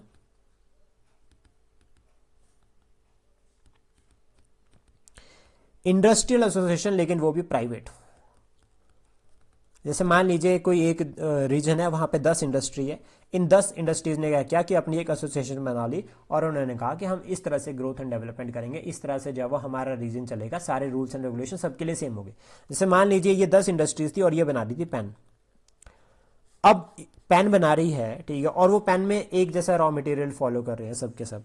तो इन्होंने कहा कि जो मार्केट में जो प्राइस जाएगा ना वो भी सेम जाना चाहिए, ऐसा नहीं हो, अगर एक ने ज़्यादा कर दिया दूसरे ने कम कर दिया तो वो बात नहीं बनेगी, तब तो कंपटीशन क्रिएट, तो वो एक तरह से फिर एक का ही प्रॉफिट हो रहा है। जैसे मान लीजिए एक ने 10 रुपये रखा, दूसरे ने 5 रुपये रख दिया, तो हम तो इतने अच्छे हैं कि हम 5 रुपये वाली चीज़ ले लेते हैं, 10 वाली कभी नहीं।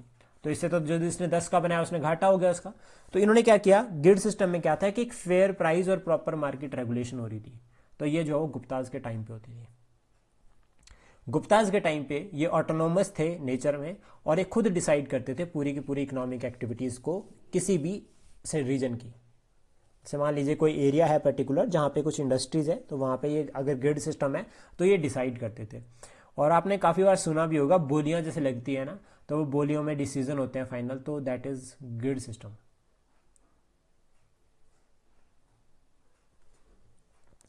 देन उसके बाद मेडिवल इकोनॉमी की अगर हम बात करें तो एग्रीकल्चर बेस्ड इकोनॉमी। अब एग्रीकल्चर से अगेरियन वर्ड पर आ गए हम, तो याद रखना, आप इसको आंसर में इंक्लूड करना अपने। फिर हमारी यहाँ पर वर्ल्ड के साथ कनेक्टिविटी भी होती है। जैसे अगर हम बात करें मॉडर्न कनेक्टिविटी, मतलब मेडिवल की थोड़ी एक तरह से अच्छी कनेक्टिविटी शुरू हो गई। तो ट्रेड एंड कॉमर्स के पॉइंट ऑफ व्यू से हम पहले रोमन एम्पायर के साथ जुड़े हुए थे, फिर हम अरब ट्रेडर्स के साथ भी जुड़े हुए थे। तो अरब ट्रेडर्स के बारे में तो हमने मॉडर्न हिस्ट्री की शुरुआत में ही पढ़ा था कि उनका जो है वो जो लैंड रूट था, जो लैंड ट्रेड रूट था, उसके ऊपर उनका पूरा जो प्रॉपर कंट्रोल था। देन उसके बाद स्मॉल स्केल इंडस्ट्रीज यहाँ पर देखने को मिलती है, like handloom, khadi and village board, khadi promotion हो गया, ये सभी जो है वो आपको मेडिवल में भी देखने को मिलती है। देन मॉडर्न की अगर हम बात करें तो ब्रिटिशर्स टाइम पे सबसे पहले बात करते हैं ब्रिटिशर्स की। तो ब्रिटिशर्स जो है वो भारत में आए थे एज एन ट्रेडर, और उन्होंने जो है वो फिर पॉलिटिकल रूल एस्टेब्लिश किया। तो ब्रिटिशर्स के टाइम पे अगर हम बात करें तो जो इंडियन इकोनॉमी है ना, वो उनके लिए एक फील्ड की तरह काम करी, यानी कि एक रॉ मटेरियल यहां से लेकर चल जाओ और ब्रिटेन में जाके बनाओ, और फिर उसको अदर कॉलोनीज में बेचो। इंडिया में नहीं, सिर्फ इंडिया शुरू में एज एन रॉ मटेरियल था। तो इससे हमें यह पता चलता है कि हमारा एक्सपोर्ट जो है वो बहुत ज़्यादा था। बट लेकिन भारत में तो कुछ रहेगा ही नहीं, तो यहाँ पर बैकवर्डनेस शुरू हो गई। तो इससे क्या हुआ कि जो हमारे रिसोर्सेज थे उसका एक्सप्लॉयटेशन, तो ब्रिटिशर्स जो भारत में छोड़कर गए वो एक तरह से एक्सप्लॉयटेड रिसोर्सेज थे, एक बैकवर्ड इकोनॉमी को जो ब्रिटिशर छोड़कर गए थे। प्लस उन्होंने हमारे जो एग्रीकल्चर था, हम तो फूड क्रॉप्स के ऊपर ज़्यादा डिपेंड थे, तो उन्होंने कैश क्रॉप्स को जो हमारे से ज़्यादा ज़बरदस्ती प्रोड्यूस करवाया, जिसका एक एग्जाम्पल रहता है इंडिगो कल्टिवेशन। तो इंडिगो आप एज एन एग्जाम्पल लिख सकते हैं कमर्शलाइजेशन में। प्लस उसके बाद उन्होंने डिसइंटीग्रेट किया है हमारी ट्रेडिशनल इंडियन इकोनॉमी को, जिससे क्या, जिसमें हम क्या देखते हैं कि जो हमारा हैंडलूम था वो डिक्लाइन हो गया। प्लस इंडस्ट्रियल रेवोल्यूशन के इन्फ्लुएंस भी जो है वो देखी गई है मॉडर्न इकोनॉमी में भारत में आफ्टर द ब्रिटिश अराइवल। तो इंडस्ट्रियल रेवोल्यूशन से बात करते हैं, जो कि second half of the 18th century. जब हम सेंचुरी की बात करते हैं ना, तो हम 1700 से लेकर 1800 के बीच में पढ़ रहे हैं, ठीक है, याद रखना। तो सेकेंड हाफ मतलब 1750 से लेकर 1800 के बीच में जो है वो इंडस्ट्रियल रेवोल्यूशन सबसे पहले ब्रिटेन में हुआ। उसके बाद ब्रिटेन से यूरोप के अदर जो कंट्रीज थी उसमें एक्सपैंड हुआ, और फिर वर्ल्ड वाइड एक्सपैंड हुआ। तो ये जो इंडस्ट्रियल रेवोल्यूशन है, इसका भारत के ऊपर क्या इंपैक्ट पड़ा, एक है पॉजिटिव और दूसरा है नेगेटिव। तो सबसे पहले बात करते हैं नेगेटिव के बारे में। माइग्रेशन शुरू हुई लोगों की, ठीक है। अब लोगों को पता चला कि यार वहाँ पे वो इंडस्ट्री लगी है, सूखा पैसा दे रहे हैं, 10 रुपये 20 रुपये, वो कर लेते हैं, एग्रीकल्चर छोड़ो, वैसे भी ड्रफ फेलियर चल रहा है, ठीक है, और ऊपर से सरकार रेवेन्यू में सारा ले जाती है, तो हमारे पास कुछ बचता नहीं है। तो दैट्स वाई हम क्या करते हैं, शिफ्ट कर जाते हैं इंडस्ट्री की तरफ। तो माइग्रेशन देखी जाती है।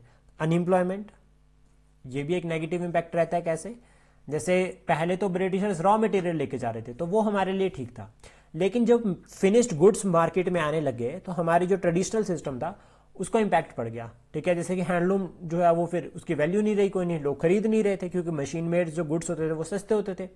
तो फिर यहाँ पर क्या हुआ कि जो हैंडलूम वाले थे वो लोग हो गए बेरोजगार।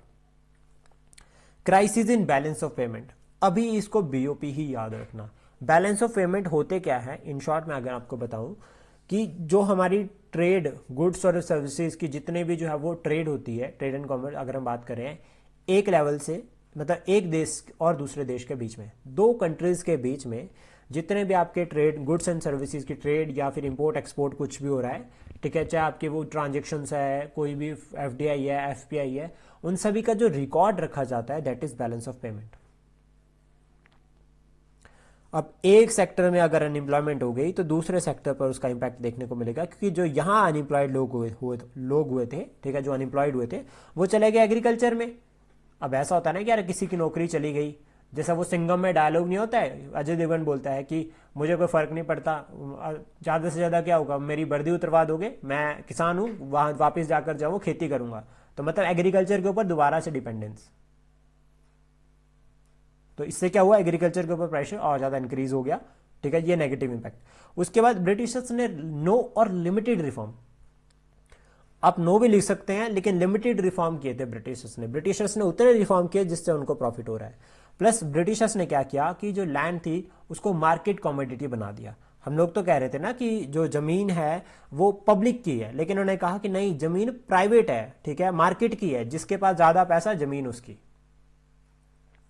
तो इससे क्या हुआ कि हमारी जो ट्रेडिशनल इकोनॉमी थी वो जो है वो खराब हो जाती है, वो रुइन हो जाती है, ठीक है। प्लस जो ब्रिटिशर्स के जो न्यू रेवेन्यू कलेक्शन के जो सिस्टम थे वो एक्सप्लॉइटेड थे, वो फिर आम लोगों को भी इफेक्ट करते थे। तो ये तो हो गए नेगेटिव। पॉजिटिव अगर हम बात करें तो अर्बनाइजेशन, भारत तो एक, अगर आज भी अगर हम बात करें तो रियल भारत, जैसा गांधी जी ने कहा था कि असली भारत तो विलेजेस में रहता है। तो सिमिलर ब्रिटिशर्स ने क्या किया था, अर्बनाइजेशन जो है वो शुरू करी थी भारत में एक तरह से, लेकिन ये अर्बनाइजेशन हमारे पास ऑलरेडी एग्जिस्टेड थी पहले से। ब्रिटिशर्स ने उसको बाद में एक्सेप्ट किया 1924 में, जब उन्होंने कहा कि इंडस वैली सिविलाइजेशन कुछ थी। मिडिल क्लास का राइज होना शुरू होता है, ये एक फैक्ट है, जिसमें अगर हम बात करें तो एजुकेटेड इंडियंस और क्लर्क क्लास जो थी वो एक हम एज एन एग्जाम्पल लिख सकते हैं। Connectivity with rest of the world, बेशक चाहे एक्सपोर्ट ही सही, लेकिन हमारी कनेक्टिविटी जो है वो वेस्ट के साथ हो रही थी, ठीक है। देन उसके बाद लेबर रिफॉर्म्स ब्रिटिशर्स ने कुछ किए, जैसे कि फैक्ट्रीज एक्ट, मॉडर्न इंडस्ट्री की एस्टेब्लिशमेंट ब्रिटिशर्स ने करी। देन उसके बाद ब्रिटिश इन इंडिया आए, तो वो एज एन ट्रेडर थे, लेकिन उन्होंने कॉलोनी, अगर हम बात करें कॉलोनियल रूल्स जो है वो एस्टेब्लिश किया, चाहे वो एक्सीडेंटल था चाहे वो प्लान था, लेकिन भारत में 100 साल लगभग जो है वो कॉलोनियल रूल जो है वो देखा गया है, ठीक है, यानी कि ताज का शासन। देन उसके बाद रेवेन्यू सिस्टम की अगर हम बात करें तो 1793 से लेकर 1850 के बीच में, ठीक है, एक तो परमानेंट सेटलमेंट इंट्रोड्यूस किया था 1793 में, जिसको जो है वो जमींदारी सिस्टम भी कहते हैं। बंगाल में, बंगाल, बिहार, उड़ीसा, बंगाल प्रेसिडेंसी उस टाइम की लॉर्ड कॉर्नवालिस ने इंट्रोड्यूस किया था। रोतवाड़ी सिस्टम अगर हम बात करें तो मद्रास में इंट्रोड्यूस हुआ था, और महलवाड़ी सिस्टम अगर हम बात करें तो पंजाब में। रोतवाड़ी सिस्टम किसने इंट्रोड्यूस किया था और महलवाड़ी किसने किया था, दोनों बताओ।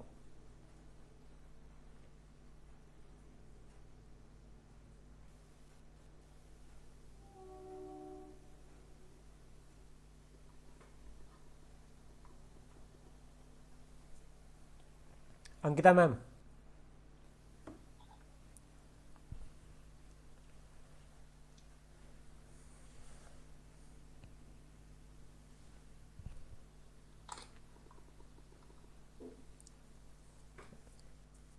हिस्ट्री भूल गए इतनी जल्दी क्या? ज्योति मैम आप बताओ।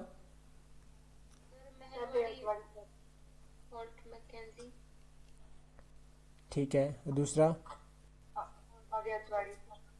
थॉमस मनरो, ठीक है। तो ये सिस्टम इंट्रोड्यूस होते हैं तीनों के तीनों, और इसमें अगर हम बात करें तो ये बेस थे ब्रिटिशर्स के इंटरेस्ट पे।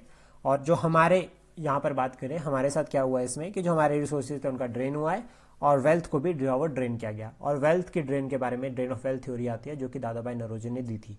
3 पर्सन्स के नाम याद रखने हैं, एक है आर.सी. दत्त, दूसरा है दादा भाई नौरोजी, और तीसरा कौन है, एम.जी. रेनडे। ये 3 पर्सनैलिटीज के नाम याद रखना जिन्होंने इकोनॉमिकली जो है वो ब्रिटिशर्स को एक्सपोज किया है। आर.सी. दत्त, दादा भाई नौरोजी, एम.जी. रेनडे, इकोनॉमिकली एक्सपोज किया। उसके बाद 1850 से लेकर 1947 तक अगर हम बात करें तो ब्रिटिशर्स ने हमारी इकोनॉमी को कमर्शलाइज किया, फूड से कैश क्रॉप की तरफ शिफ्ट किया। इसका एक कॉमन एग्जांपल रहता है इंडिगो कल्टीवेशन, जिसके लिए अगेंस्ट अगर हम बात करें तो इंडिगो रिवोल्ट भी हो रखा है, एक बार 1860 का, और दूसरी बार अगर हम बात करें तो चंपारण सत्याग्रह। चंपारण सत्याग्रह में गांधी जी को किसने इन्वाइट किया था, किसने परस्यू किया था कि चंपारण विजिट करें? राजकुमार राव। मैम आपने मूवी तो नहीं देखी आज? राजकुमार शुक्ला। तो 1850 से लेकर 1947 तक, ठीक है, ब्रिटिशर्स ने एज एन रॉ मटेरियल पहले तो, ठीक है, उसके बाद मार्केट फिक्स्ड गुड मतलब जो फिनिश्ड गुड्स थे उनके लिए। तो इससे क्या हुआ कि जो मशीन मेड जो गुड्स थे वो बहुत सस्ते होते थे। तो इससे क्या हुआ कि जो हमारा ट्रेडिशनल जो हैंडलूम था या जो ट्रेडिशनल इकोनॉमी थी उसके ऊपर काफ़ी जो है वो इम्पैक्ट देखने को मिला। जैसे एक छोटा सा एग्जांपल अगर हम बात करें तो खादी बहुत महंगी थी। अब गांधी जी ने कहा एनसीएम के टाइम पे कि खादी को प्रमोट करो। खादी तो बहुत महंगी थी तो लोग नहीं खरीद सकते थे, लोग पैंट शर्ट डालने में विश्वास कर रहे थे उस टाइम पे। तो फाइनली फिर गांधी जी ने कहा कि मैं लाइफ टाइम तक जो उनको नेक्ड हाफ नेक्ड फकीर भी कहा जाता है कि मैं खादी ही वेयर करूंगा सिर्फ। देन उसके बाद जो एक इम्पैक्ट देखते हैं हम उसमें आता है कि लेबर क्लास का इमरजेंस हुआ था ब्रिटिशर्स के टाइम पे, और लेबर के साथ मिडिल क्लास। तो मिडिल क्लास में ट्रेडर्स जो बनिए वगैरह हो गए, मनी लेंडर्स, ठीक है, और एजुकेटेड इंडियंस, इनका जो है वो इमरजेंस हुआ था। एक और आता है इसमें एब्सेंटी लैंडलॉर्डिज्म। एक बड़ा जमींदार अपने नीचे छोटे जमींदारों को रखता था, तो वो जो छोटे जमींदार थे ना, दैट इज एब्सेंटी लैंडलॉर्डिज्म, ठीक है, ये याद रखना। तो ये सभी का मिडिल क्लास में इमरजेंस हुआ था। लेबर क्लास भी जो है वो मर्ज हुई थी। और इसमें अगर हम बात करें तो फिर आपको देखने को मिलती है माइग्रेशन। अब इसका कहानी क्या रहती है, गांव में रहने वाले आम लोग, सबसे पहले इसको समझते हैं आम लोग से, ठीक है। आम लोगों को पता चला कि कहीं कंपनी लगी है, वहां पे काम करने के लिए लोग चाहिए, हम चलते हैं। तो दैट इज माइग्रेशन, लोगों ने चलना शुरू कर दिया दूसरी जगह की तरफ। तो एक माइग्रेशन तो थी इंडिया के अंदर, ठीक है, जिसको हम इंटरनल कहते हैं। एक हो गई एक्सटर्नल, जब भारत से बाहर, जैसे कि भारत से लेबरर्स को कहाँ ले गए, अफ्रीका, भारत से लेबर को कहाँ ले गए, श्रीलंका, और जो श्रीलंका में भारत से लेबर गए उनको कहते हैं स्नेहलीज। और वो स्नेहलीज को जो है वो श्रीलंका ने एक्सेप्ट नहीं किया था कि वो तमिल ओरिजिन, मतलब वो थे तो तमिल ओरिजिन के जो वहां पे रहते थे, लेकिन उनको श्रीलंका के सिटीजन जो है वो एक्सेप्ट नहीं करा। इसकी वजह से वहां पे चैलेंजेस देखे गए थे।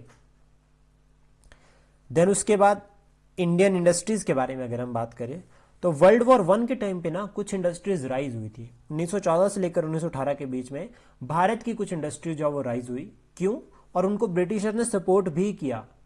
इसका जो मेन कारण था कि ब्रिटिशर्स ने क्या कहा कि भारत जो है वो वर्ल्ड वॉर 2 में ब्रिटेन की साइड से है, मतलब इंक्लूड कर दिया, डिक्लेयर कर दिया कि India also part of world war 1।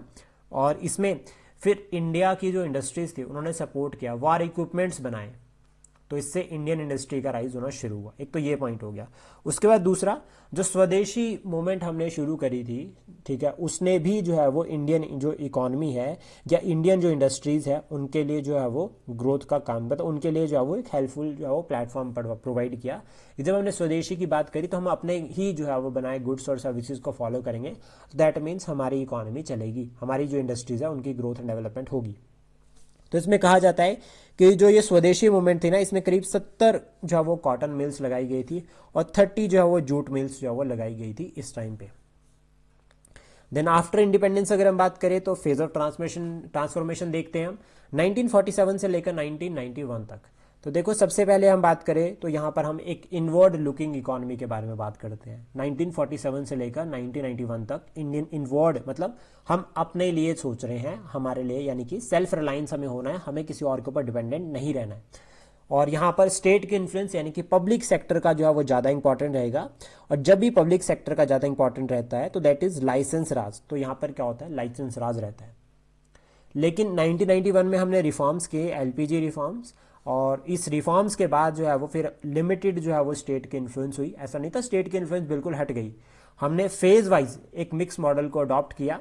हमने एक प्राइवेटाइजेशन का जो हमारा कंसेप्ट है ना, उसको हमने फेजेस में किया, प्लस हमने अपनी इकोनॉमी को ग्लोबलाइज किया, ओपन किया।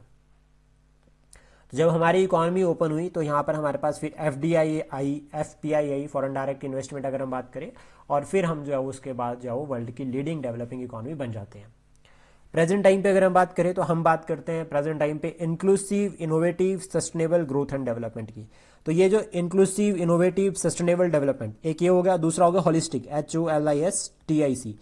ये होलिस्टिक हो गया, inclusive, innovative, sustainable growth and development. ये वर्ड्स याद करके रख लो, बहुत काम आने वाले हैं। और जो इकोनॉमी है ना, वो पूरी करंट बेस्ड रहती है पेपर में, मेंस के लिए स्पेशली। देन उसके बाद अभी अगर हम बात करें तो हम एक टैगलाइन को फॉलो करते हैं, दैट इज सबका साथ सबका विश्वास सबका प्रयास सबका विश्वास, सॉरी, सबका साथ सबका विकास सबका प्रयास सबका विश्वास। तो ये भी आप लिख सकते हैं, पहले सबका साथ सबका विकास था, फिर सबका प्रयास हुआ, फिर सबका विश्वास भी हो गया। और ये टैगलाइन जो है वो हमारी 2047 तक आती है, जिसको हम कहते हैं अमृतकाल। तो नोट डाउन कर लो ये टर्म्स, अमृतकाल 2047, सबका साथ सबका विकास सबका प्रयास सबका विश्वास, और holistic inclusive innovative sustainable growth and development. ये वर्ड्स जो है वो एक की वर्ड्स है जो आपको अपने आंसर में इंक्लूड करने हैं, और ये तभी ऐड होंगे आपके आंसर में जब आपके जो ये वर्ड्स है आपको मतलब प्रॉपर लर्न होंगे और आप इसको ज़्यादा से ज़्यादा यूज़ करोगे। देन उसके बाद हम बात करते हैं डेमोग्राफिक ट्रांजिशन थ्योरी के बारे में। ये बहुत इंपॉर्टेंट रहती है, और कोई भी इकॉनमी है, ठीक है, एक फॉर्मूला है याद रखना कि polity is a guardian of economy. Note down कर लो इसको, polity is a guardian of economy. अगर राजा स्ट्रांग है, राजा कैपेबल है, तो वो सबके ऊपर, हर सिस्टम के ऊपर, ठीक है, चाहे वो रेवेन्यू कलेक्शन हो गया, चाहे वो लॉ एंड ऑर्डर हो गया, सबके ऊपर पूरी प्रॉपर नजर रखेगा। अगर राजा कमजोर है तो उसके जो सामंत होंगे, उसके जो जनरल्स होंगे, उसके जो गवर्नर्स होंगे, वो अपने आप अपनी मर्जी चलाएंगे, तो वो राजा को पैसा नहीं देंगे। तो इसलिए कहा जाता है कि polity is a guardian of economy. Britishers ने भी परमिशन ली थी ट्रेड एंड कॉमर्स के लिए, तो पॉलिटिकल परमिशन उनको भी लेनी पड़ी थी, उनको भी एक अपर हैंड चाहिए था मुगल एम्परर का, तभी वो ट्रेड एंड कॉमर्स कर पाए। डेमोग्राफिक ट्रांजिशन थ्योरी होती क्या है?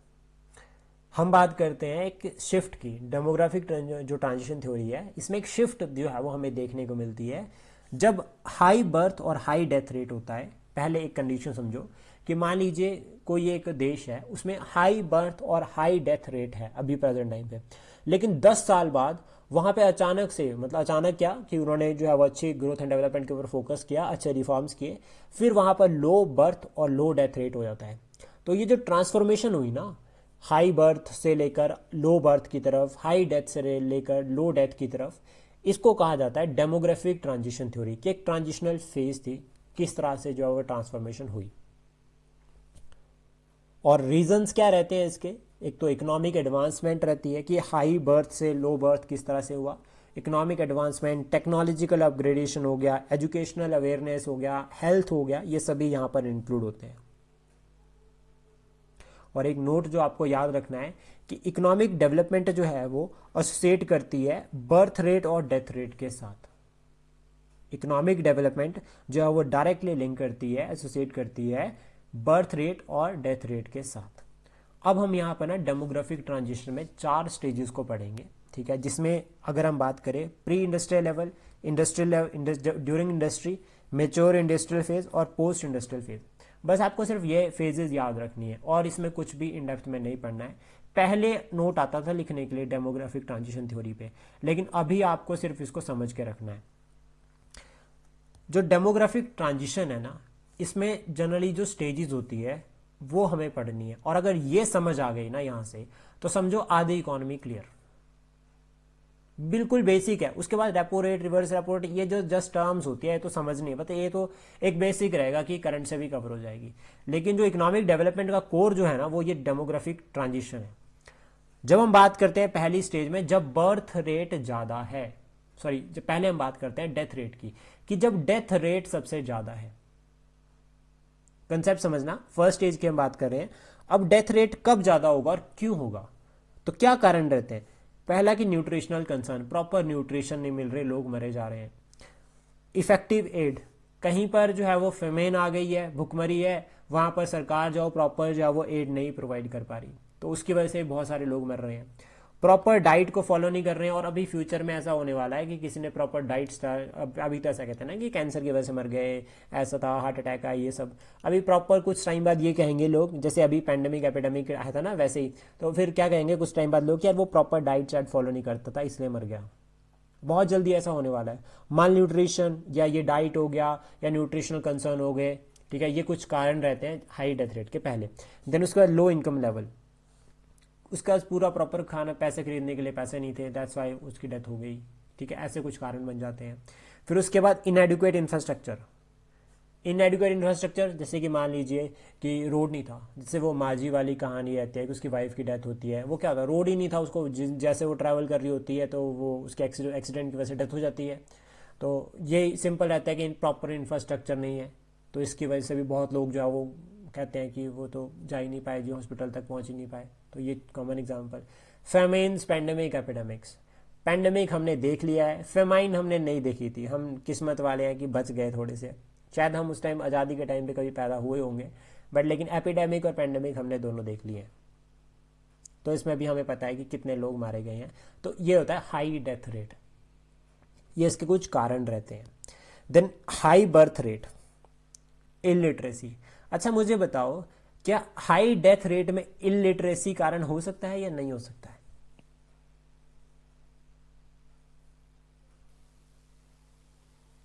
यस सर, हो सकता है। कैसे हो सकता है हाई डेथ रेट में इलिटरेसी?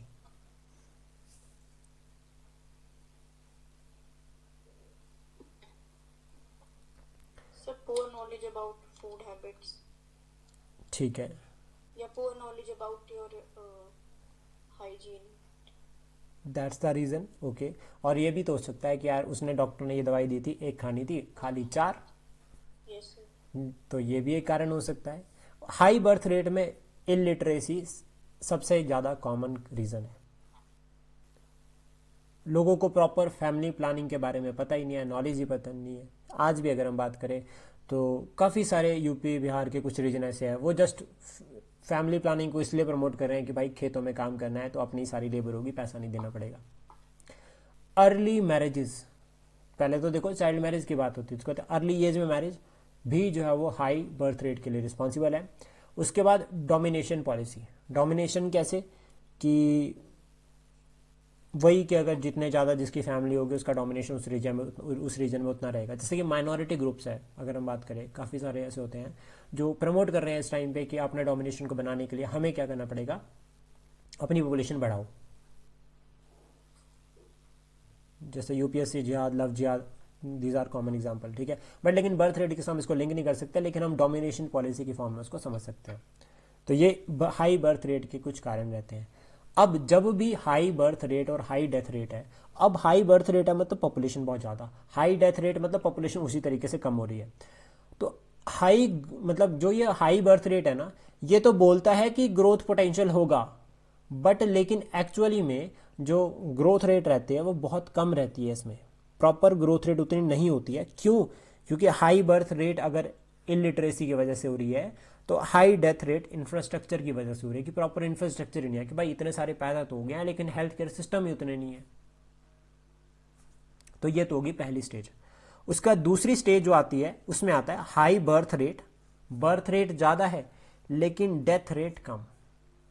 अब ध्यान से समझना, हाई बर्थ रेट क्यों ज़्यादा है? क्योंकि भाई अभी भी लोग पढ़े लिखे नहीं हैं, अभी भी उनको प्रॉपर अवेयरनेस नहीं है, और अभी भी अर्ली मैरिज या चाइल्ड मैरिज हो रही है, पहला पॉइंट। लो डेथ रेट, हेल्थ में इंप्रूवमेंट हो गई, अब लोगों को पता चल गया कि हॉस्पिटल जाओ ठीक होके आ जाओ, तो मतलब मरोगे नहीं। इंफ्रास्ट्रक्चर डेवलपमेंट हो गई है, तो अब लोग ज़्यादा हॉस्पिटल्स में विश्वास कर रहे हैं। तो जब से ये हेल्थ में इंप्रूवमेंट हुई है, हेल्थ सेक्टर में अगर इंप्रूवमेंट होती है, तो उससे क्या होता है कि जो डेथ रेट है वो कम हो जाता है, अब लोगों के मरने के चांसेस कम हो गए। नेचुरल डेथ ठीक है, लेकिन बीमारियां लग के लोग बच जाते हैं। जैसे कैंसर से भी लोग जो है वो 10-10, 15-15 साल जी जाते हैं, तो वो डेथ रेट थोड़ा कहीं ना कहीं कम हो जाता है। बट लेकिन बर्थ रेट हाई है, डेथ रेट कम, पॉपुलेशन एक्सप्लोजन हुआ है, पॉपुलेशन बहुत ज़्यादा इंक्रीज होगी। और जो थर्ड स्टेज आती है वो आती है बैलेंस्ड स्टेज। बैलेंस्ड कैसे? जब हम बात करते हैं कि लो बर्थ रेट है, अब लो बर्थ रेट कब होगा? जब जो जनता है वो पढ़ी लिखी हो गई, मतलब फैमिली प्लानिंग सिस्टम उनके पास है, और डेथ रेट भी यहाँ पर कम है क्योंकि हमारे पास इंफ्रास्ट्रक्चर भी अच्छा है, बेटर हेल्थ केयर इंफ्रास्ट्रक्चर है। और ऐसा जनरली कहाँ पर देखा जाता है? अर्बन एरियाज में, जहाँ पर हेल्थ केयर फैसिलिटीज़ बहुत अच्छी होती है, लोग अवेयर होते हैं, तो वहाँ पे फैमिली प्लानिंग सिस्टम को भी प्रॉपर फॉलो किया जाता है। और हमारे यहाँ पर जो इसका एग्जाम्पल आता है that is south India.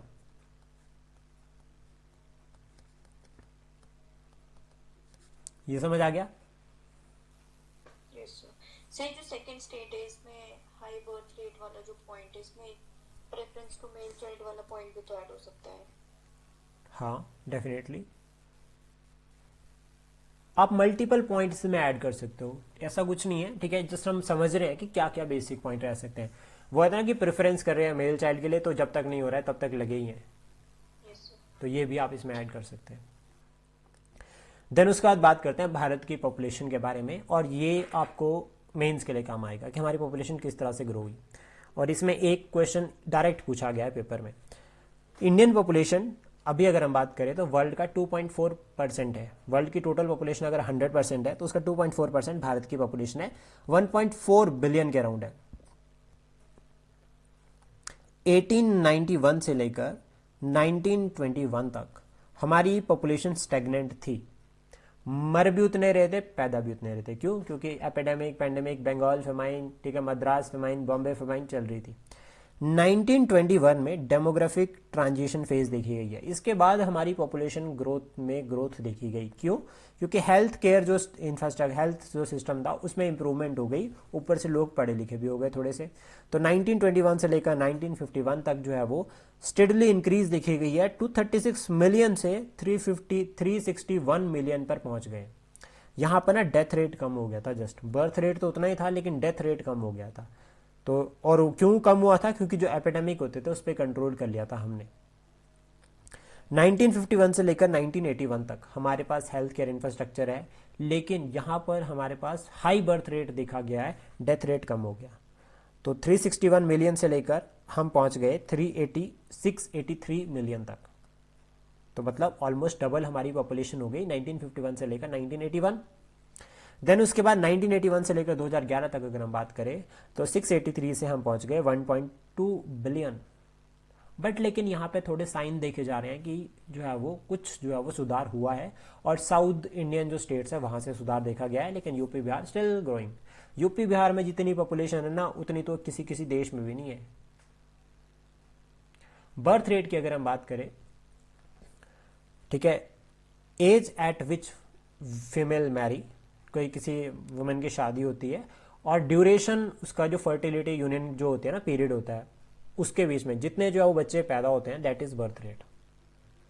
Demographic dividend एक टर्म है, इसको डिस्कस कर लेते हैं। डेमोग्राफिक डिविडेंड एक कंडीशन होती है according to United Nation Population Fund कि वर्किंग एज पॉपुलेशन कितनी है।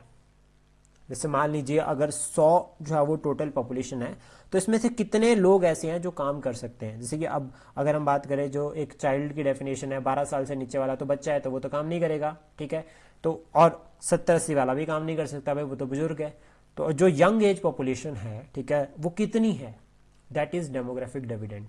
तो हमारे यहाँ पर अगर हम बात करें तो 15 से लेकर 59 के बीच में ऑलमोस्ट अब अराउंड 60% जो है वो पॉपुलेशन यंग है, और ये लोग काम कर सकते हैं, और इसको डेमोग्राफिक डिविडेंड कहा जाता है।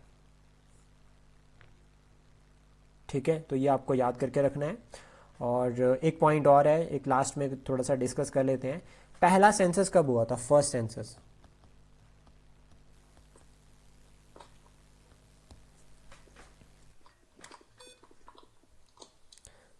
1881।